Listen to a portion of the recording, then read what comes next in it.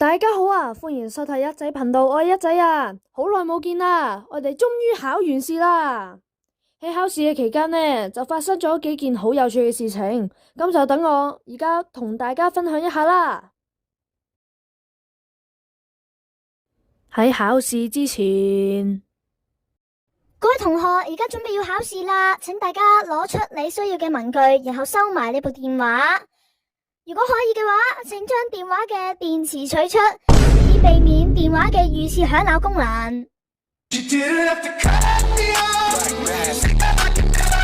但係身為一個好學生，梗要跟從老師嘅指引啦。好，我擦。